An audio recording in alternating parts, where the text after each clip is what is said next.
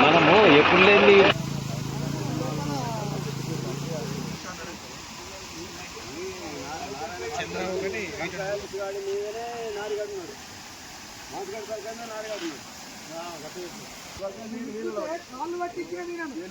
కాలు పట్టి కూర్చొని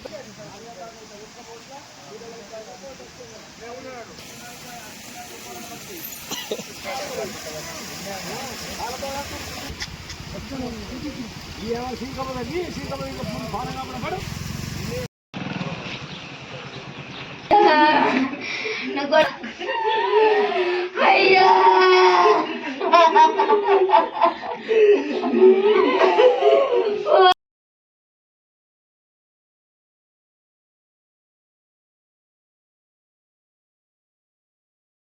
యాభై నిమిషాలకు మిత్రుడు ఫోన్ చేయడం ద్వారా ఇక్కడ వాగులో కారు పల్టై ఉంది అని చెప్పగానే నేను వెంటనే ఎస్ఐ గారికి ఫోన్ చేసి మరియు మా సర్పంచ్ ఫోన్ చేసి ఒక్కసారి ఫోన్ చేసి మీరు తొందరగా వెళ్ళండి మీరు నేను ఎస్ఐకి మాట్లాడినా సరే వాళ్ళు కూడా వస్తున్నారు అని చెప్పి ఇక్కడ వచ్చి చూసేసరికి కారు పల్టై ఉంది వీళ్ళు పోలీసులకు పల్టై ఉంది సార్ వాళ్ళకి వీళ్ళు మంచి తన్నుతున్నాడు అంటే మీరు కారు అద్దాలు వల్ల కొట్టండి అని చెప్పేసి చెప్పగానే ఎస్ఐ చెప్పగానే తర్వాత దశరథ్ అన్న వీళ్ళు చిన్నరెడ్డి కలిసి అద్దాలు వలగొట్టి ఒక ప్రవీణ్ అనే వ్యక్తిని కాపాడగలిగారు కానీ నారాయణ మొత్తం వాటర్లో మునిగిపోవడం వల్ల నారాయణని కాపాడలేకపోయారు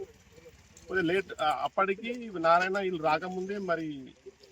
ఆ వాటర్లో తలకాయ ఉండడం వల్ల ఆయన కొద్దిగా ఏమైందనేది తెలియక వీళ్ళు ముట్టలేరు ప్రవీణ్ స్ప్రోలో ఉన్నాడు కాబట్టి ప్రవీణ్ని బయటకు తీసి అద్దాలు వలగొట్టి వాళ్ళని ముట్టద్దని పోలీసు వాళ్ళు చెప్పగానే అతను నారాయణ వీళ్ళు ముట్టలేరు పోలీసు వాళ్ళు వచ్చిన తర్వాత నారాయణ బయటకు తీసిరు మా గుత్ప గ్రామ యువకులు కొంతమంది బయటకు తీసిన తర్వాత ఇది పోలీసు వాళ్ళు చెప్పి మేము అంబులెన్స్లో తీసుకుపోయాము మేము ముట్టాము మీరే తీసుకెళ్ళదంటే వాళ్ళు కాల్లో తీసుకుపోయి గవర్నమెంట్ హాస్పిటల్లో అప్పయ్యడం జరిగింది మరి నారాయణ అందరితోని కలిసిమెలిసి ఉండేవాడు నారాయణ చనిపోవడం అనేది నమ్మలేకపోతున్నాము ఆయన చనిపోవడం వల్ల గుత్ప గ్రామంలో విషాద